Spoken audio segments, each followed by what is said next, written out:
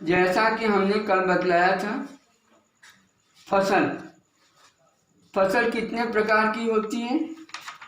फसल 2 प्रकार की, ऋतु के अनुसार खरीफ की फसल और रबी की फसल। खरीफ की फसल वर्षा ऋतु में उगाए जाते हैं, यानी कि जून से सितंबर माह में, जैसे धान, मक्का, सोयाबीन, मूंगफली, कपास इत्यादि। ये खरीफ की फसलें हैं। और रबी की फसल, इसे शीत ऋतु में उगाया जाता है, यानी कि अक्टूबर से मार्च महीने में। ये फसल रबी की फसल कहलाती है, जैसे गेहूँ, चना, मटर, सरसों इत्यादि। ये रबी की फसलें हैं। सारी फसल पद्धतियाँ। फसल उगाने के लिए किसान को समय समय पर अनेक क्रियाकलाप करने पड़ते हैं। ये क्रियाकलाप अथवा कार्य कृषि पद्धतियाँ कहलाती हैं। ये कृषि पद्धतियाँ इस प्रकार हैं। कौन कौन सी कृषि पद्धतियाँ हैं? खेती करने के लिए बहुत सारे कार्य करने पड़ते हैं। उसमें क्रमवार रूप से पहले मिट्टी को तैयार करना, फिर बुआई, फसल की बुआई, तत्पश्चात खाद एवं उर्वरक देना, उसके बाद सिंचाई, खरपतवार से सुरक्षा, कटाई और उसके पश्चात अंत में भंडारण। सिंचाई ये कभी कभी एक बार की बजाय आपको 2 बार 3 बार भी देना पड़ सकता है। तो सर्वप्रथम प्रथम कार्य है मिट्टी तैयार करना। फसल उगाने का प्रथम चरण मिट्टी तैयार करना है। मिट्टी ऐसी हो जिसमें जड़ें सरलता से शोषण कर सकती है। जड़ जैसे कि कोई भी पादप है, पादप की जड़ मुख्यतः वो सबसे नीचे होती है।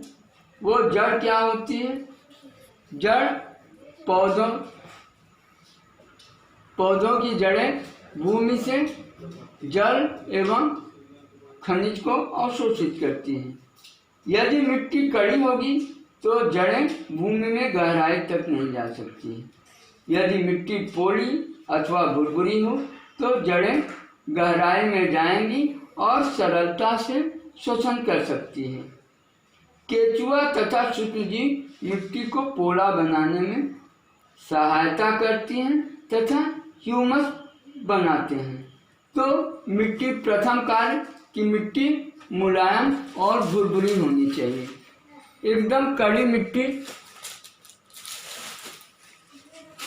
जैसे आपको दिखाएं, यह मिट्टी एकदम कड़ी मिट्टी है।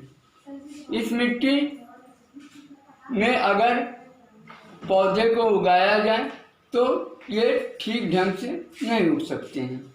ये मिट्टी आपको कड़ी मिट्टी है।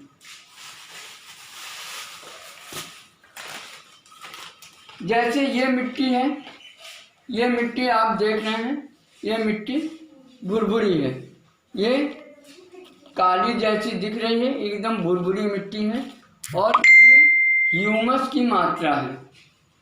तो ये भुरभुरी मिट्टी, इस तरह की मिट्टी होनी चाहिए। खेती के लिए इस तरह की मिट्टी होनी चाहिए। भुरभुरी मिट्टी होगी तब पौधों की जड़ें गहराई तक जाएंगे और गहराई तक जाने पर वो क्या है, वो भूमि से जल और खनिज तत्वों को अवशोषित करेंगी। तो केंचुआ और सूक्ष्मजीव मिट्टी को पोला बनाने में सहायता करती हैं तथा ह्यूमस बनाते हैं। मृत पौधे एवं मृत जंतु मिट्टी में पाए जाने वाले सूक्ष्म जीवों द्वारा अपघटित होते हैं। यानी कि जो जैसे हम दैनिक जीवन में पौधों का इस्तेमाल करते हैं, सब्जी वगैरह या अन्य कुछ जैसे जीव मर जाते हैं तो वो हम फेंक देते हैं। भूमि में जाने पर वो सड़ जाते हैं। सड़ते कैसे हैं? उसमें सूक्ष्म जीव लग जाते हैं ये सूक्ष्म जीव उनमें क्रिया करते रहते हैं और क्रिया करके वो क्या करते हैं, वो उसको अवघटित करते हैं। अवघटित करने का मतलब उसको चालते रहते हैं, जिससे क्या होता है कि भूमि भुरभुरी होती है और पोली होती है, यानी कि उसमें गैपिंग होती है, गैप होता है। और इस गैप होने के कारण वो जड़ों को वो वायु ग्रहण करने में सहायता मिलती है, तो जड़ों में वायु पहुंचते हैं।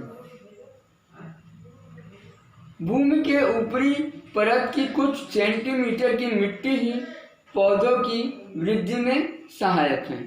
तो यानी कि अगर काफ़ी गहराई तक की अगर मिट्टी का उपयोग हम करेंगे तो उसमें उपजाऊ वो उतनी नहीं होती है। तो ऊपर की परत की मिट्टी पौधे की वृद्धि में